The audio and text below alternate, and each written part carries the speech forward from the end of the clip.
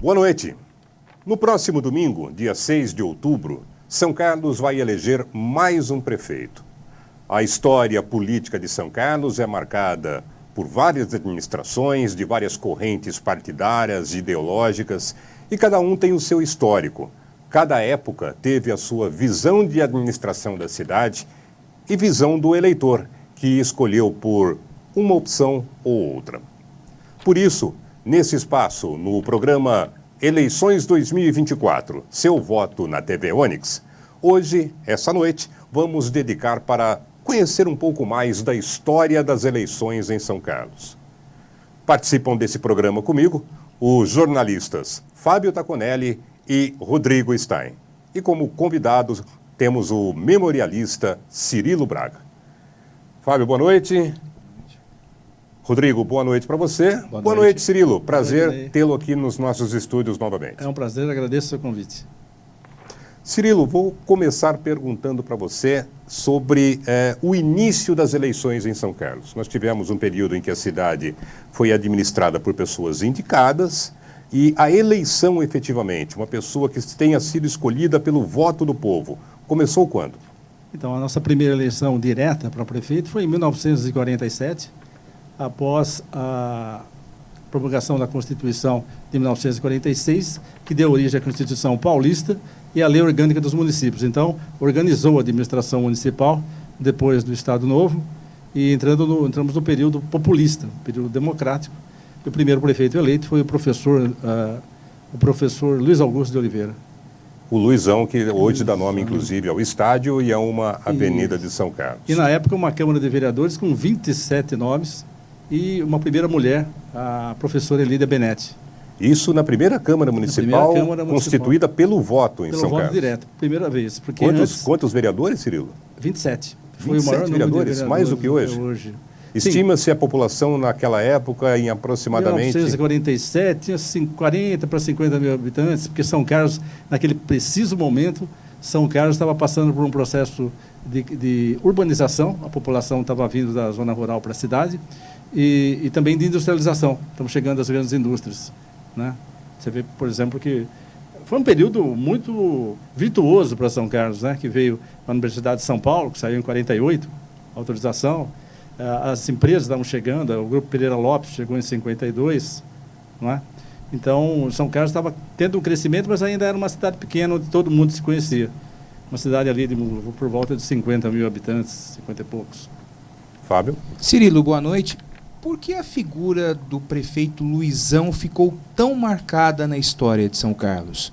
Primeiro porque ela era uma figura muito popular, e um professor muito estimado na cidade, e que, para surpresa dos políticos daquela época, aceitou ser candidato a prefeito, né?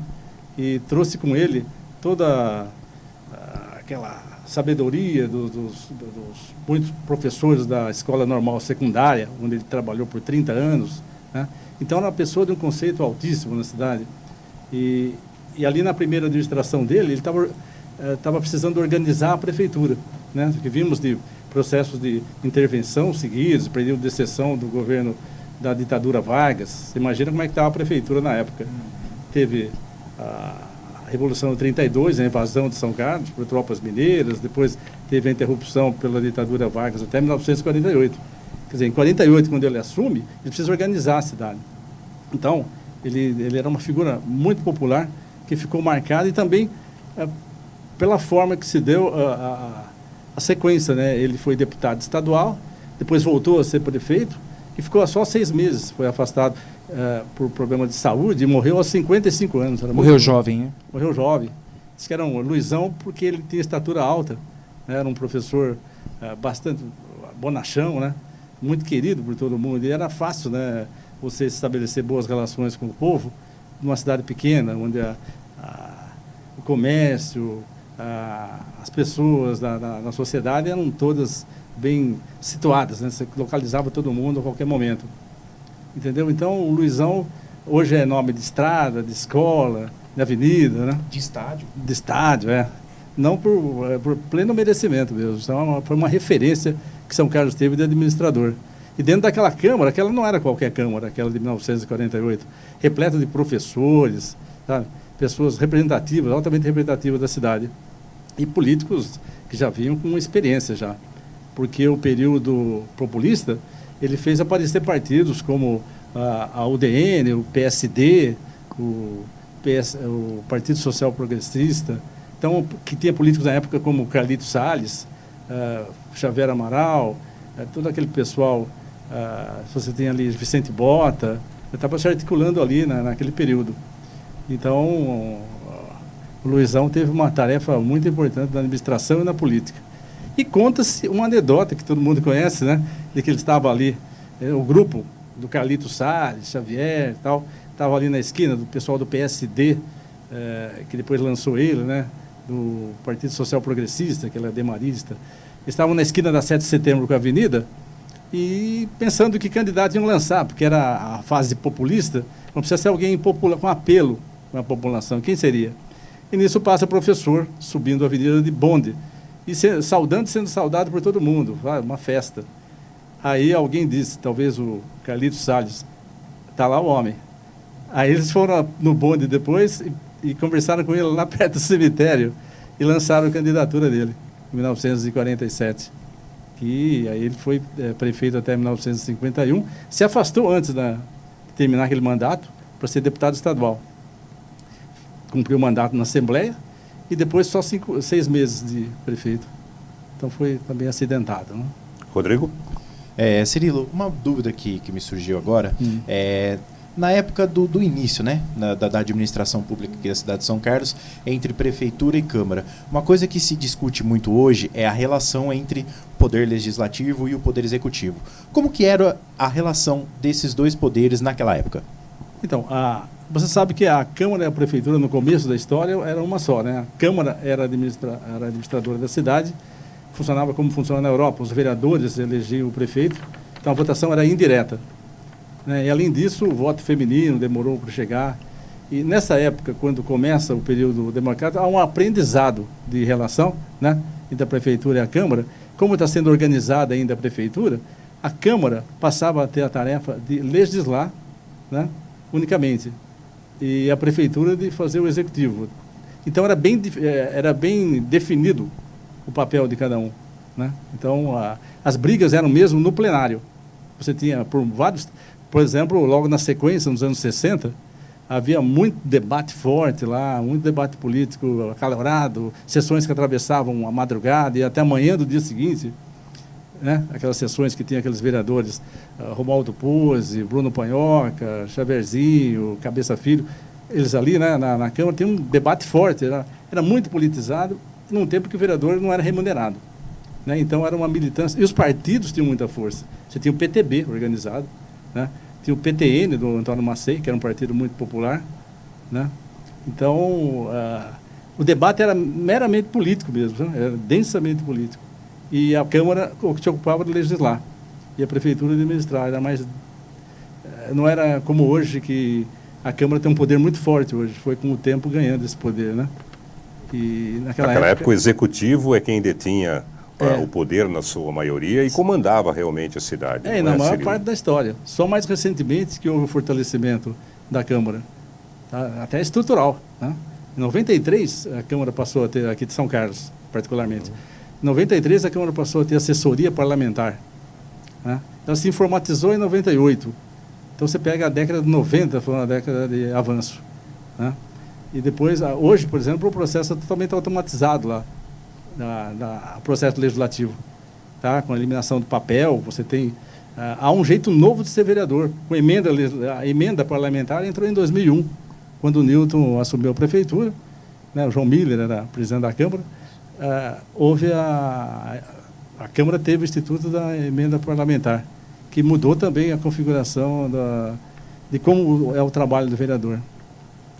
Você falava do subsídio que os vereadores recebem hoje, né? E desse processo de modernização que perpassou décadas e demorou bastante para se modernizar. Quando foi implementado o subsídio para os vereadores? Foi uma lei federal de 1976, no governo Geisel. Atribui-se essa lei a uma derrota acachapante, como diria Rui Sereda, uma derrota flagrosa, que o governo militar teve em 74 nas urnas. Foi a época que o Quércia teve estrondosa votação em São Paulo como senador. Então, tomaram uma lavada, como se dizia. Aí, em 76, eles precisavam reconstituir as bases no Brasil inteiro. E aí pensaram, pô, remunerar vereador é genial. E aí houve essa lei que criou o subsídio. E aí baseado, por exemplo, no qual era o ganho dos deputados estaduais. Sendo que antes disso já eram remunerados os vereadores das capitais, né? Aqui para todas as cidades, inclusive as pequenas cidades do interior, passaram a ser remunerados também em 76. Era em função do subsídio para os deputados estaduais. Era vinculado isso. Depois a Câmara passou a ter a atribuição de fixar na legislatura anterior. Inclusive hoje isso consta na Constituição, né? Essa questão dos percentuais de subsídio para os parlamentares, né? Sim, então isso é importante. Mas em relação à economia da época, era um bom subsídio. Era porque calculado acho que 25% do que recebia um deputado estadual, não sei como era, mas era bom. Mas a partir só de 77, quando já havia uma participação mais da população se candidatando a vereador, não era mais aquela elite intelectual e econômica. Sempre, porque se passou muito tempo uma elite se candidatando a vereador. E era uma questão de altruísmo, né? Tendo em vista que não havia o subsídio para o parlamentar. Era, né? Pelo exercício do poder e por gostar de política, né? A paixão pela política, né? E também pelo poder que dava, né? O cara era influente na cidade. Às vezes a influência é mais importante que dinheiro, né? Então, mas você tinha muitos professores, médicos, né? Dentistas, profissionais liberais ali sendo candidato a vereador. E a partir dessa época aí, para frente, dos anos 70, final da redemocratização em 80, que a eleição foi prorrogada de 80 para 82. Aí entra em cena, por exemplo, o PT, que trouxe operários para ser candidato, né? Houve uma população mais simples se candidatando, e aí se democratizou mais, né? Ampliou mais o leque de candidaturas. E também o número de partidos, porque em 1979 voltou o pluripartidarismo, terminou a Arena e MDB, e teve vários partidos, aí muitos mais candidatos compareceram, né? Hoje você enxerga uma democracia social no parlamento, vários segmentos da sociedade sendo representados pelos vereadores? Eu acho que, em parte, porque o problema talvez hoje seja a pulverização dos votos, dos partidos. Temos hoje, nessa eleição última de 2020, tinha 14 partidos para 21 vereadores. Então falta mais uma consistência partidária, eu acredito, é uma opinião pessoal, né? Porque pulveriza muito. Você tem 11, agora estamos com 11. Houve uma recomposição e tal, entrou agora a federação de partidos, né? Então estamos com 11 partidos para 21 vereadores. É uma questão que complica, né, o exercício da democracia e da representatividade. Porque o que anda em xeque no Brasil desde 2013 é a representação política, né? É como está a democracia representativa. Essa pergunta que você fez, se é representativo da sociedade o que se vê na Câmara, né? Essa é a questão que se coloca numa eleição como agora, de 2024, né? Da população se sentir representada. Não basta eleger o vereador, tem que ser representado por ele e acompanhar o trabalho dele, né? Eu acho que isso é básico. Rodrigo, pois não? Cirilo, você acredita que a partir do momento que se começou a remunerar os vereadores, passando assim praticamente a se tornar uma profissão, você acredita que isso caiu o nível de debate político, abrindo espaço para pessoas que estão apenas interessadas no dinheiro e não em, de fato, legislar e talvez trazer mais conquistas para a própria população? Então, eu acredito que na atração da militância para o partido, talvez isso influa. Vou buscar ser vereador, talvez com uma ambição por dinheiro, né? Mas os que são ao filtro, a eleição acaba sendo um filtro que os que entram não têm. Você não percebe isso quando tem a legislatura correndo, sabe? Os vereadores eles procuram entender como funciona a Câmara, em primeiro lugar, né? E quando eles chegam em primeira legislatura, é entender. É curioso que hoje a primeira coisa que acontece na Câmara é um sorteio de salas lá. Então já chega um negócio meio de embate, né? E aí eles vão aprendendo. Eu não vejo isso aí que seja diretamente relacionado à perda do debate. Eu acho que é mais por fatores políticos que isso tem acontecido. E hoje é a internet, né? Outra coisa que eu também gostaria de saber é, hoje nós podemos ver muitos nomes de políticos que já eram à época, como Marquinhos Amaral, né? E outras que já vêm de muito tempo. Você acredita que o pessoal que está hoje ainda mantém aquela essência da política antiga, de debate de alto nível, ou você acredita que com o tempo isso mudou? Eu acho que foi se transformando de acordo com a demanda da população. O que a população espera do político? Hoje, com o advento da comunicação instantânea, que é a rede social, todo mundo, as vozes apareceram. A população era mais espectadora antes, agora ela é partícipe, ela participa da política. Então, isso que fez diluir um pouco essa força que tinha, por exemplo, o discurso. Eram grandes oradores dos anos 60 e 70, e talvez é isso que se refira à tua pergunta. Grandes oradores, gente que fazia convencimento pela oratória. Isso não existe mais, isso se perdeu. Paulo Duarte, por exemplo. Então, o Paulo Duarte talvez seja um dos últimos, que foi um dos últimos remanescentes desse período. Marquinhos, de certa forma, né, que ainda tenta sustentar um discurso em tribuna que tente convencer os pares com aquela fala, que é uma tarefa quase que de um advogado da causa, né? E isso talvez esteja faltando hoje, mas em função das redes sociais. Pessoal, vocês estão sabendo, né, que dividem a repercussão em bolhas. Então, eles falam para bolhas. Né? Então, tá um diálogo de surdos, né? Porque vamos supor aqui que se fôssemos 4 políticos, cada um falando para o seu público. Né? Isso fica complicado você agir organicamente, né? E por isso que dá essa sensação de que a política se perdeu e de fato, hoje está muito mais para criar fato do que para discutir profundamente termos ideológicos, políticos. Não se discute mais. Logo vira uma briga de torcida, não é verdade? Um Fla-Flu, né? O chamado Fla-Flu, né? Então, é isso que está acontecendo. Talvez isso que vai ser revisto, mas existem movimentos para isso, como essa federação de partidos, para dar mais organicidade à política. Né? Alguém tem que acompanhar o trabalho do vereador, e não só o povo, o partido também, não é? Não pode ser um vereador totalmente solto. Cirilo, eu queria voltar um pouquinho na questão histórica e abordar um período que eu acho que foi importante ou pelo menos teve influência muito forte, que foi o período em que Vargas governou, né? 1951 até 1954. De que forma isso influenciou a política local, especialmente aqui em São Carlos? Então, o governo Vargas, ele criou um vácuo, na verdade, na política, né? Porque a era Vargas, a ditadura, ela paralisou o legislativo, não é? Então, houve mais ou menos um engessamento. Mas, ao mesmo tempo, ela criou uma militância que, por exemplo, depois foi criar o PTB, da Ivete Vargas, né? Trouxe... Porque a política aqui de São Carlos, se for analisar, ela sempre por exemplo, é de centro-direita. Mas o centro demorou um pouco para surgir, né? Porque a política até 1945, aquela época que a gente se referiu, era dos fazendeiros, né? Os proprietários de terra, os cafeeiros até 1929. Tanto que uma coisa interessante aqui em São Carlos é que sempre teve 2 correntes. Né?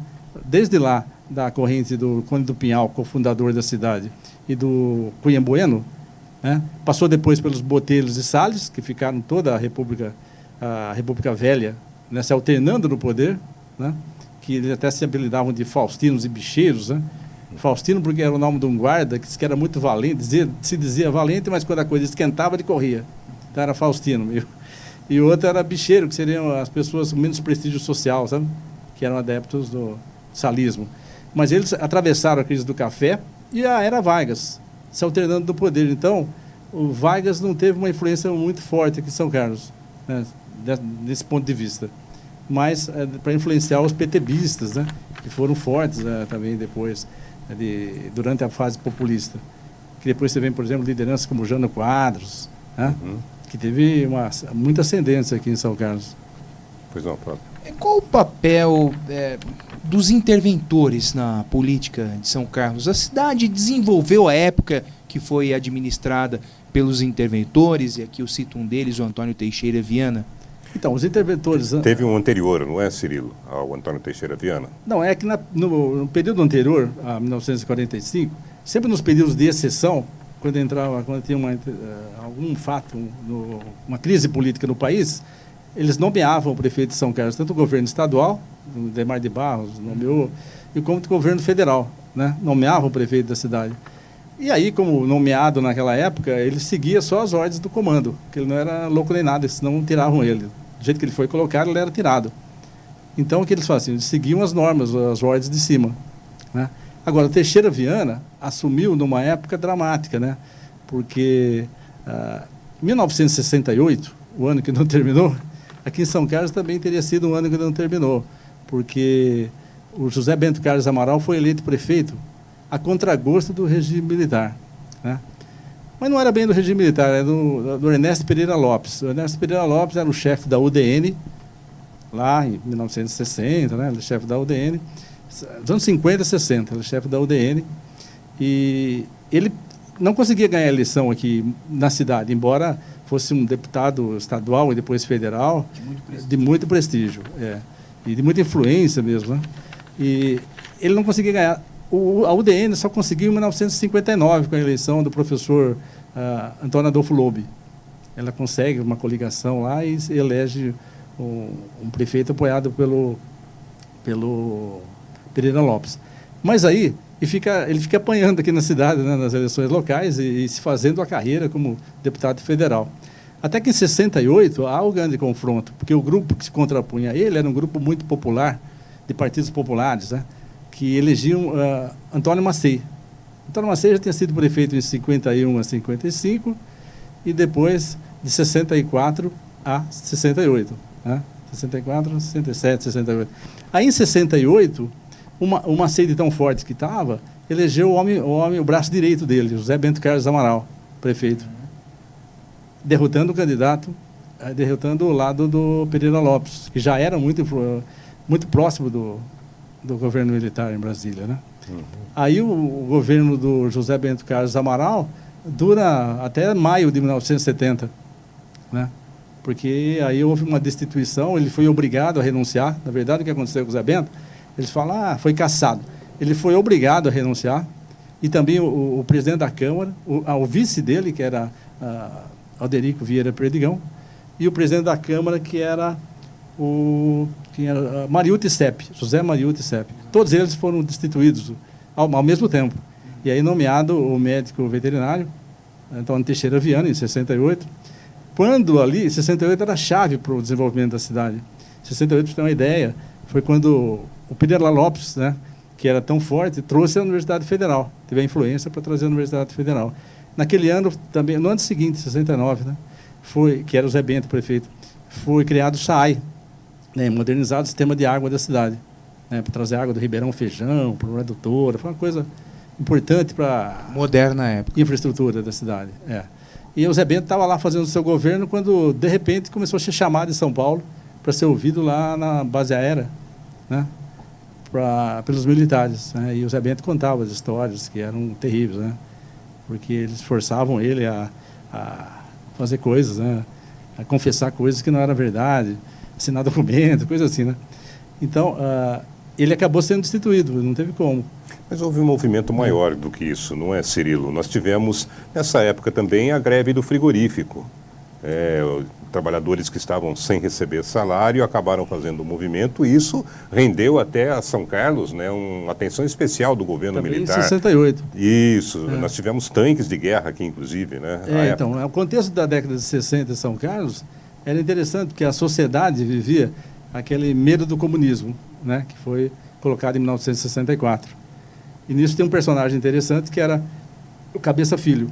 Antônio Cabeça Filho era um líder sindical ligado a MR8, ao MR8 e tal, e liderava, né, as passeatas e tal, do frigorífico em particular, né? E naquela época já surgia com força o movimento estudantil com o CASO, que fazia. Então os estudantes passaram a ser uma força que era considerada aquele subversismo, pelo regime militar. Então juntava essas forças, criava um caldo assim, que São Carlos ficava sob vigilância. Tanto que aqui tivemos no próprio prédio da Câmara, lá, que era o prédio da Delegacia de Polícia, onde a Câmara é hoje, que tinha o Departamento de Ordem Política e Social, DOPS, para observar a cena. E tudo isso, todo esse contexto, chegou ali até o governo do José Bento Carlos Amaral, né? E aí não teve como ele se segurar. E Aí São Carlos teve sorte de ter um administrador muito Ele bom. tinha mágoa com relação a esse episódio? Tinha, principalmente pelo que ficou, pelo que foi contado depois. É que ele tinha sido cassado por corrupção, entendeu? Porque essa era a versão. Porque você tinha 2 tipos de cassações naquela época, por corrupção ou por subversão. Então você era um subversivo, você era preso, né? Ou então era Subversão era por supostamente colaborar com um possível regime comunista. As guerrilhas da época, né? As guerrilhas, as organizações que tentavam derrubar o governo militar, né? Que era a ditadura naquela... Então, aí, no ano seguinte, não, foi 68 ainda, né? Em dezembro, saiu o AI-5. Então, o AI-5 que deu instrumentação, que instrumentalizou o governo para caçar o Zé Bento, né? Porque daí o presidente da República ficou com essa atribuição de retirar mandatos, né? Porque ele era o senhor do país, né? Com o AI-5. E então foi só por exemplo, força do Pereira Lopes lá, que depois de 72 era presidente da Câmara Federal, não precisou mexer muito pauzinho lá para conseguir. Ainda resquício ainda daquelas derrotas, né? Dos anos 50, 60, que a UDN, que era considerado o partido dos patrões, que nas eleições eles diziam que era o Tostão contra o Milhão, sempre virado para cá, Tostão contra o Milhão, né? Que era o Macei contra o Pereira Lopes, que era um líder industrial poderoso, né? Mas Você fala hoje de campanha da pobreza contra a campanha da riqueza, né? Seria mais ou menos essa a associação, né? Mas eu estou falando assim, dá a impressão que também o Pereira Lopes fez um mal para a cidade. Não fez. Ele foi um líder que soube trazer muito benefício para a cidade ao mesmo tempo.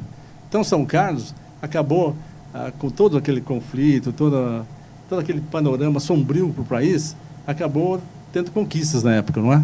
Chega federal, modernização que teve no governo do interventor Antônio Teixeira Viana, né?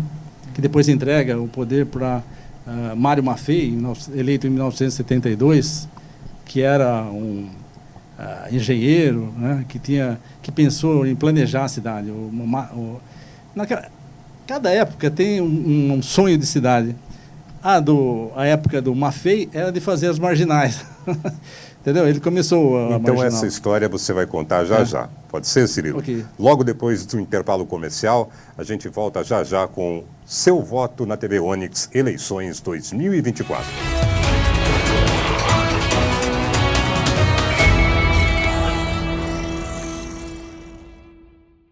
Eleições 2024, seu voto na TV Onix. Oferecimento Avatim São Carlos.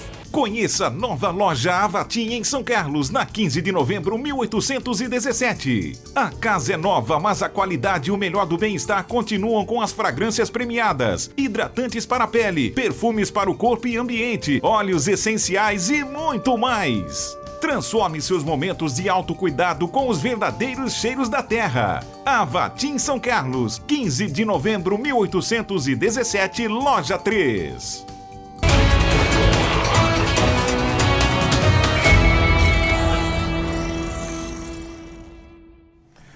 Voltamos com o especial Eleições 2024, seu voto na TV Onix. Hoje entrevistando o Cirilo Braga, memorialista, relembrando a história das eleições em São Carlos e as pessoas que passaram tanto pelo poder legislativo quanto pelo poder executivo. Cirilo, você falava no finalzinho do bloco passado a respeito de uma época em que São Carlos um pouquinho que mudou a chavinha, né, em termos de administração, na época da administração de Mário Maffei. Ele tinha um perfil diferente do que os prefeitos anteriores tiveram?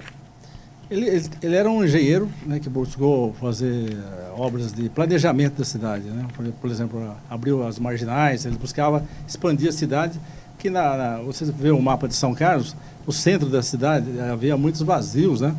Então, e também o trânsito todo passava, e ainda tem resquícios hoje, né? Pelo centro, pela área central, Avenida São Carlos. Obrigatoriamente passava pelo centro. Então, ele achava que a expansão da cidade foi uma ideia da época, né?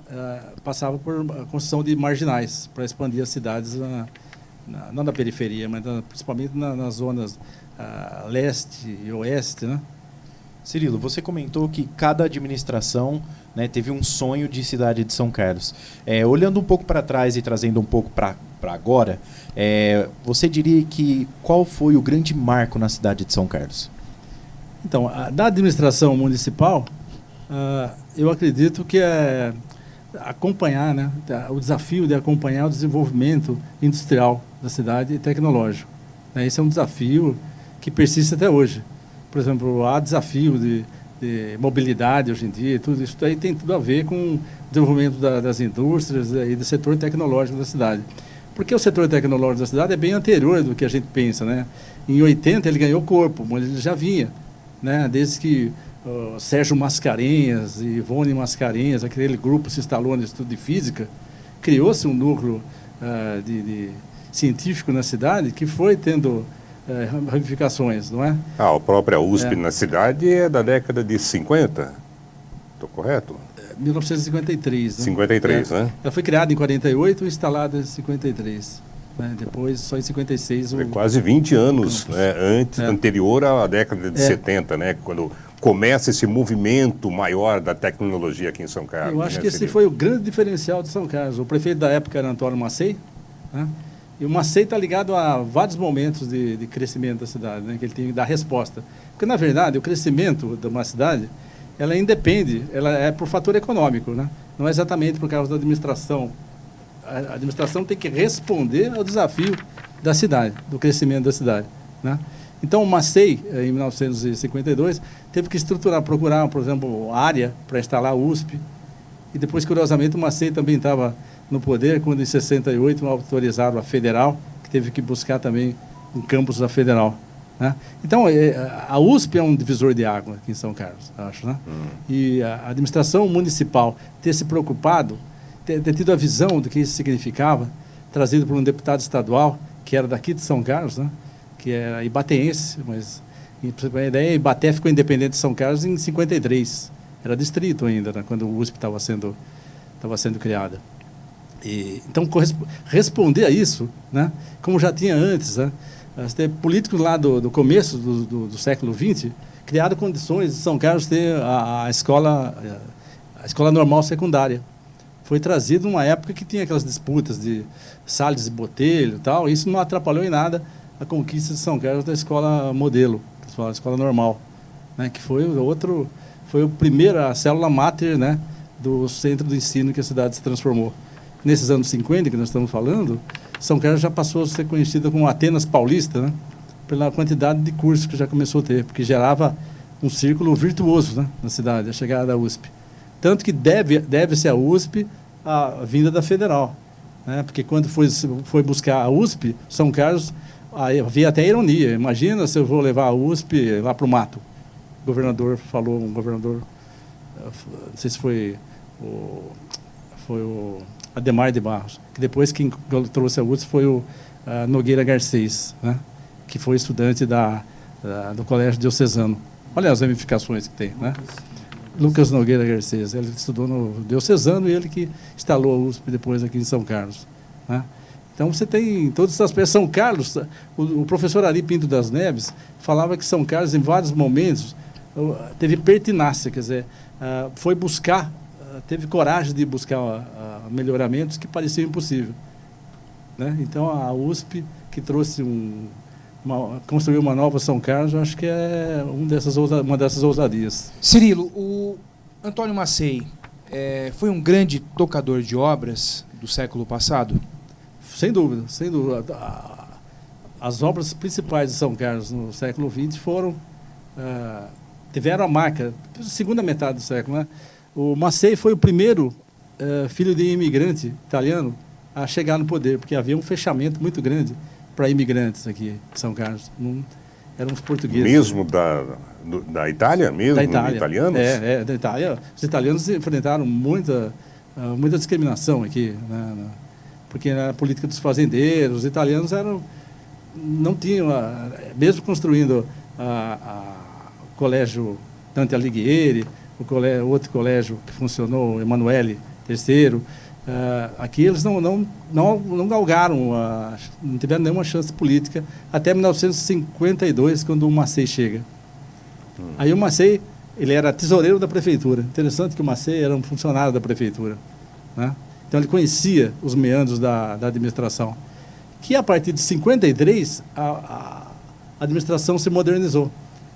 Lembra que nós falamos que o primeiro prefeito eleito é de 48? Só em 53 que a prefeitura começou a ganhar departamentos, ganhar uma configuração, né, de um executivo mesmo, né, com setores, cada um cuidando da sua parte, né, estruturando mesmo a administração no governo do Massey de 53.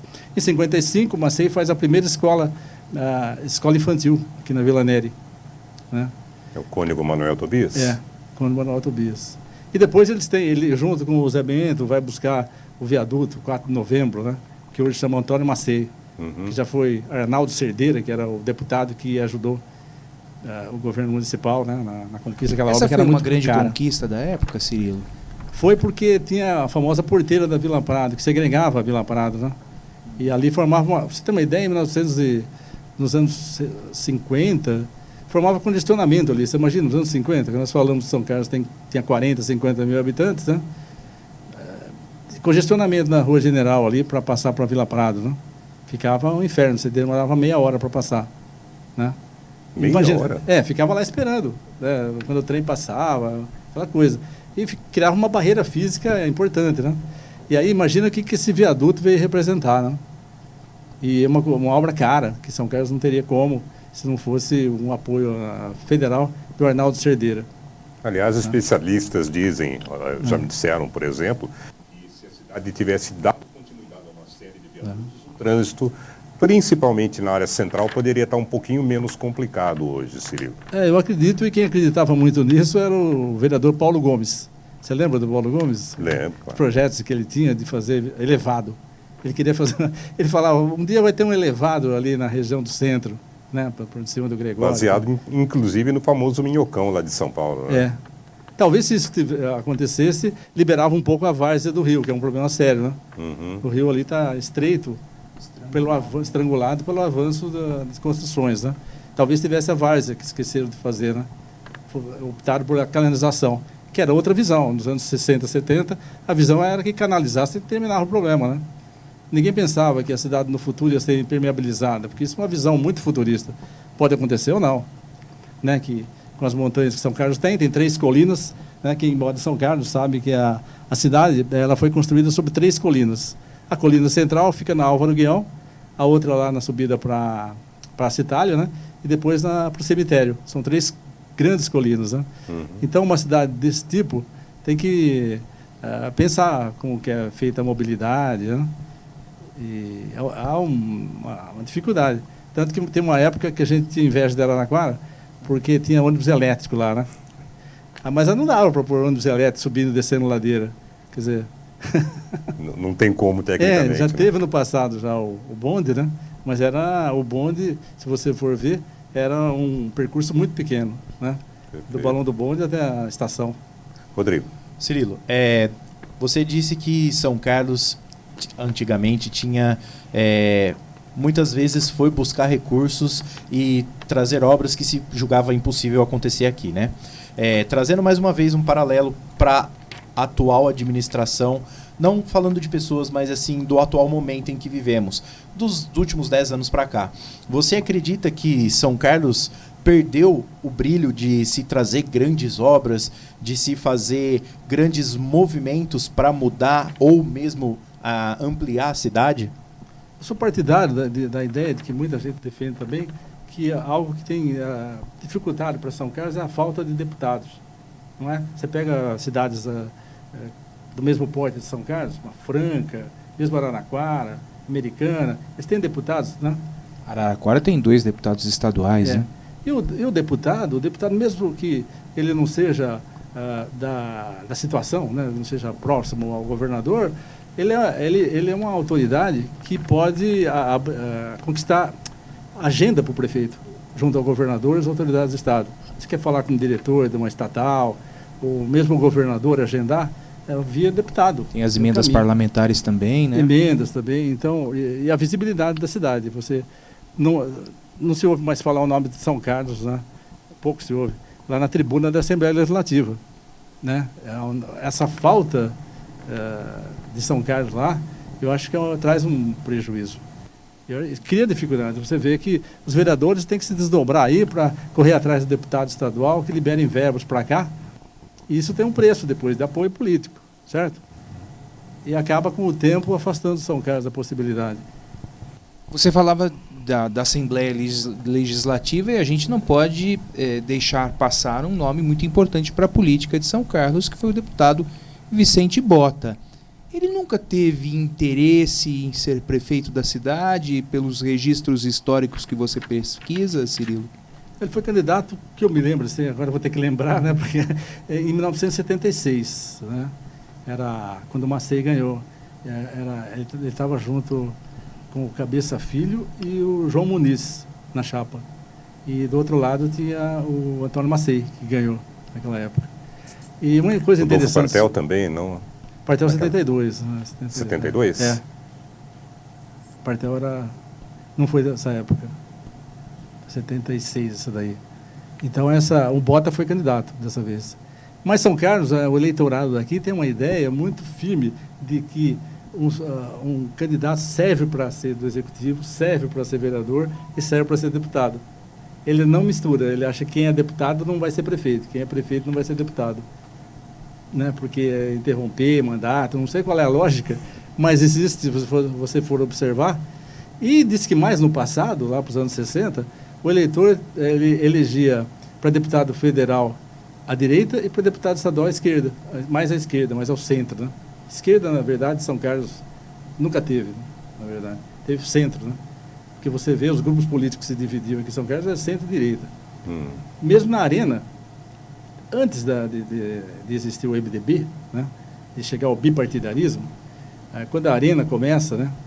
Junto com o MDB, né? Mas a Arena era mais forte, tinha Arena 1 e Arena 2.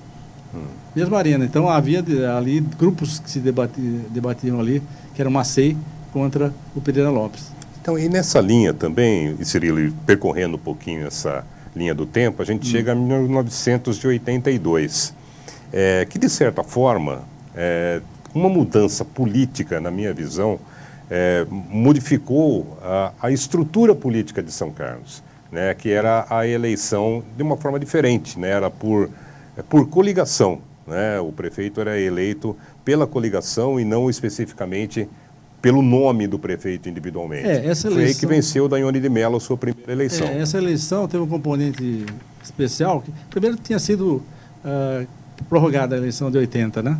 Então ela teve um componente que foi o instrumento, né, da sublegenda.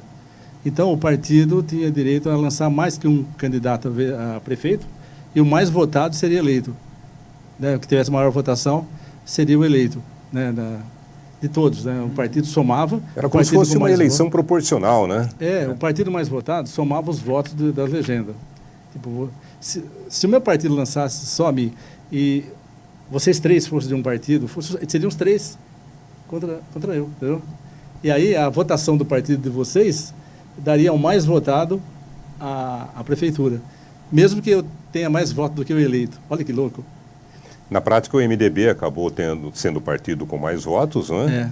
E dentro do MDB, Daione de Mello venceu o Cabeça Filho, que era uma surpresa, inclusive. E tinha outro componente dessa eleição, que era o voto vinculado. Assim, como eram eleições gerais, né, a primeira eleição direta para governador, né, desde o regime militar, então teve gente que era simpático, por exemplo, ao Montoro, que era do PMDB, que era o partido do Daione de Mello. Então você tem que votar vinculado. Você não votaria, talvez, no Melo, mas era adepto do Montoro. Então ia para o Melo o voto. E aí, nesse MDB, que era o Daione de Mello, o Jamir Leão Schiavone, que era vereador, e o Antônio Cabeça Filho, desses três, o Melo foi o mais votado. E, curiosamente, a votação dele foi 2 pontos percentuais abaixo do Nervaldo de Guzzi, que era o candidato único do PTB. Então, o Vadinho de Guzzi ficou como candidato individualmente mais votado, mas não levou. Foi uma eleição curiosa. Ganhou, mas não levou. Ganhou, mas não levou. Ele levaria depois de 88, né? Aí o Melo, nessa eleição, né, entra no mandato em 83, ele fez uma ótima administração, inclusive, né, com muita proximidade do Franco Montoro. Era a época que começou, por exemplo, a estruturar o Parque Tecnológico de São Carlos, as indústrias nascentes, você lembra? E aumento de número de escolas na cidade, escolinhas e tal. E houve prorrogação do mandato, foi até 88. Aí em 88 o Vadinho, né, voltou. O Vadinho voltou não, ele voltou a ser bem votado e se elegeu. Mas a prorrogação do mandato não permitia a reeleição, correto? Em 88 não foi permitida a reeleição. Sim, eu estou em dúvida. Isso, a época, né, se optou pela prorrogação em mais 2 anos, né, o mandato terminaria em 86, terminou em 88, mas não foi possibilitada a reeleição, então o Danhone de Mello não disputou a eleição de 88. Foi o Lobe, né? Foi o Lobe, foi exatamente. Que era o vice na época de Danhone de Mello, vice-prefeito. Que foi eleito com uma votação muito grande em 86, deputado estadual. Com mais de 50% dos votos da cidade. Isso nós estamos precisando hoje em dia, um candidato que tenha 50% dos votos para deputado aqui em São Carlos. Né? E aí, o governo do Vadinho, né, foi um governo conturbado, tal, e que levou ao Rubinho Massucci ser eleito em 92. Né? 89? Entendeu? Então, é uma fase ali. Depois dos anos 90, vem com coisas interessantes para a cidade também. Que, por exemplo, o voto feminino começa a ter cota, né, em 96, né? O próprio começa a ascender o PT começa a aparecer como alternativa, né? Porque antes o PT era coadjuvante na disputa aqui, né? E depois, nos anos 90, 96, ali, ele começa a se apresentar, que dá aquela chegada no ano 2000, né? Pois não, Rodrigo. É a partir daí que você diria que a gente começa a ter um partido de esquerda aqui na cidade de São Carlos? Aí quebra um pouco aquele tradicionalismo, que era a troca de poder ali entre a centro e direita. Traz um diferencial, né? Mexe com o tradicionalismo da política, porque lá a eleição de 2000 teve esse componente. Ela alterou as peças, né? Trazendo um pouco da eleição de 2000, muito se comenta que Newton Lima, que foi eleito, ele estava nas pesquisas, não estava indo tão bem, porém levou a eleição. Você diria que o que fez Newton Lima ser eleito nessa eleição? Então, havia uma rivalidade ali entre o Danhone de Mello e o Paulo Ottomani, né? Inclusive os debates eram muito acalorados, havia muitos debates, né? Agora está meio rarefeito esse negócio de debate, né? Mas naquela época era muito debate, rádios promoviam debates e tal, né? E aí havia o confronto direto. Como o Ottomani, que foi candidato várias vezes, né? Ele sempre rivalizava com o Danhone de Mello, ficavam dúvidas no ar, né? Nos debates, né? E aí a população cansou disso, na verdade. Só que cansou de uma forma diferente, porque, olha só, no final de setembro, a eleição foi dia 3 de outubro, na última semana de setembro, o Ibope e PTV fez uma pesquisa, deu 46%, 43% ou 46%, para o Danhone de Mello, que era o prefeito tentando reeleger. E o Newton Lima tinha 23%. Isso foi anunciado na sexta-feira, né? Na quinta ou sexta-feira. E a eleição ocorreu no domingo. E tinha o debate que deixou coisas no ar, né? E aí deixou coisas estranhas no ar, né? Aí, na eleição, o que aconteceu? Os votos, talvez, do Ottomani e de outros candidatos migraram para o Newton Lima. Mas a gente, na cidade, já percebia um movimento diferente, um clima, aquela onda. Existem ondas, né? Que dá para ter a percepção da cidade, como a gente está tendo hoje, que parece que esse empate técnico é real, né? Então, a gente tem essa percepção, né? De que um candidato vem numa ascendente. E estava acontecendo isso. Mas uma diferença de percentual de pesquisa muito, muito grande, né? Temos políticos de uma mesma geração e de uma mesma faixa etária. Rubinho, Danhone de Mello, Paulo Ottomani, Oswaldo Barba e Newton Lima. Independente do resultado, né, de domingo, com Newton Lima, você acredita que fechamos um ciclo de geração de políticos e aí sim surge a necessidade de uma renovação, de novos nomes? Eu acredito que vão surgir também, né? Vão surgir e essa geração, você fez uma boa passagem, uma comparação aí, porque são mesmo da mesma geração, né? Você, Mello, Rubinho E eles cumpriram um ciclo aí, o Ayrton Garcia. O Ayrton né? também, exatamente. Não é? Então temos que buscar novas lideranças, né? E com um pensamento contemporâneo, né? Um pensamento de uma São Carlos que precisa responder os desafios de agora. Não é? Eu acho que a administração sempre tem que responder o desafio presente. E, de preferência, governar para os mais pobres, né? Que são a população que é a população que precisa do poder público, precisa da assistência, não é? Então acho que o prefeito, os partidos políticos têm o papel hoje de buscar novas lideranças e buscar um quadro, né? Buscar quadros, né? Técnicos, né? Que possam gerir a cidade como São Carlos merece. Uma cidade universitária, uma cidade industrial, né? Que você sai de São Carlos, você percebe o prestígio que a cidade tem. Né? Todo mundo que sai de São Carlos se orgulha de São Carlos. Né? Você conversa com alguém e fala, a cidade das universidades, não é? Então, o poder público tem que estar à altura disso. Né? Então, acho que isso aí é o desafio que os partidos vão ter. Rodrigo? Eu acredito que exista a necessidade de uma renovação, com certeza, e ela está surgindo aí, né, com 2 novos nomes. E você acredita que esses 2 novos nomes eles vão permanecer por muito tempo ainda, como foi Paulo Altomani, ou existe a chance de, se mais uma vez não der certo, outros nomes ainda surgirem? Eu acredito que outros nomes vão surgir também, mas esses vão permanecer. Eu acho que seria um retrocesso se eles... Talvez para eles, para os partidos, se não tiver um sucesso, eles retroagirem, sabe? Que isso mostra que não havia um empenho, né, de contribuir para a cidade. Eu acho que... E tanta gente na política, a política é feita de... As derrotas têm um aprendizado, não é? E nas derrotas que ele aprende a articular politicamente. Se um político só acerta, né, não existe esse político. Trazendo um pouco a questão também de renovação para agora, Câmara Municipal, você acredita que teremos uma grande renovação nesse pleito ou nos próximos anos? Eu acredito que vai seguir a tendência, que é ali de 50%. Você tem hoje 2 vereadores que não se candidataram à reeleição, né? Eu acredito que a gente tem 21 vereadores, metade ali, eu acho que renova, não é? Sendo que quem já é vereador tem uma vantagem significativa, na minha opinião, né? Fazendo um bom mandato, eu acho que ele tem o nome em exposição ajuda bastante, né? Sai com alguns passos adiante. Uhum. A gente falava do interesse do jovem à política. A Câmara tem um projeto muito interessante que é o Visite a Câmara, que você traz os jovens estudantes para dentro do Poder Legislativo para conhecer o seu funcionamento.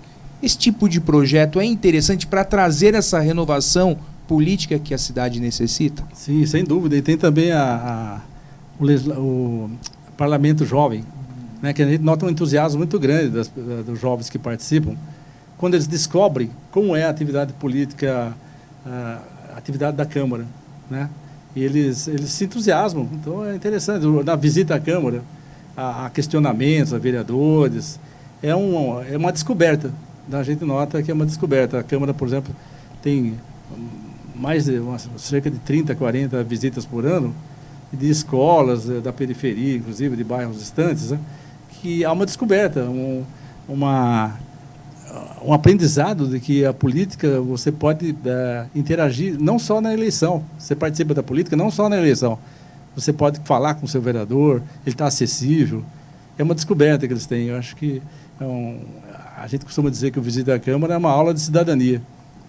Cirilo, estamos quase chegando ao final do programa. O que você diria que dá para a gente aprender com o passado? Da forma como o eleitor se comportou no passado, da forma como os prefeitos se comportaram, administraram a cidade, claro, cada um no seu tempo, com as suas exigências, com as suas expectativas. Mas, de uma forma geral, o que dá para a gente aprender, tirar do passado para aplicar no futuro? Eu acho que é isso que a gente falou antes, que é essa pertinácia, essa busca de algo a mais para a cidade. Não se contentar só com o trivial, não é? Porque o município, ele merece a contrapartida do Estado, dos impostos que a população paga, né? Tem que ser. Isso é de direito. e buscar algo a mais, né? Aquela ousadia que alguns políticos tinham no passado, de ir lá direto falar com o governo, o governador, sabe? E ser persistente. Nisso eu volto a insistir, o papel de um deputado estadual seria muito relevante, né? Porque ele amplia a voz da cidade, a voz política, né? É diferente de você chegar lá só com o cargo local, sem um padrinho, né? Porque a política é feita com padrinho mesmo, não tem como. A política é feita daquela forma que, se você não tem um contato com alguém que te represente, aí fica mais difícil as conquistas, né? Então eu acho que tem que recuperar aquele ânimo daqueles primeiros políticos da República Populista, né? Que fala-se populismo porque era personalista, né? E assistencialista porque não tinha o que fazer na época. A cidade era pequena, não tinha tantos recursos, o acesso ao Estado era complicado. Para você ter uma ideia, a rodovia Washington Luiz só foi duplicada em 1978. Até 78, você tem uma ideia, estamos falando de menos de 50 anos. 46 anos. É. Uma cidade que tem 167 anos, né? A comunicação com a capital, ou entre o interior aqui, era bem dificultada. Sendo que em 78 já tinham tirado a linha de trem de passageiro. Não é? Já tinha assim, a linha regular, né? Já não era mais a mesma. Aí, por exemplo, várias cidades aqui do centro do estado de São Paulo perderam força pela retirada das linhas no começo dos anos 70. Cirilo, agradeço sua participação. Acho que falei ter muito. contado para a gente a história da eleição em São Carlos. Tá, Obrigado. muito obrigado, eu agradeço o convite. Tá? E parabéns pelo programa e pelo empenho que vocês têm na Onix aqui de tornar esse canal um canal da cidadania. Parabéns. Obrigado, Cirilo. Ótimo. Bom voto para você. Para vocês também. Fábio Taconelli, Juízo. bom voto no domingo. Bom voto, Ney. Rodrigo Stein, muito obrigado. Bom voto para você. Bom voto, Ney. E bom voto para você também, nosso telespectador da TV Onix, que você seja responsável e consciente nas eleições do próximo domingo. Obrigado pela companhia.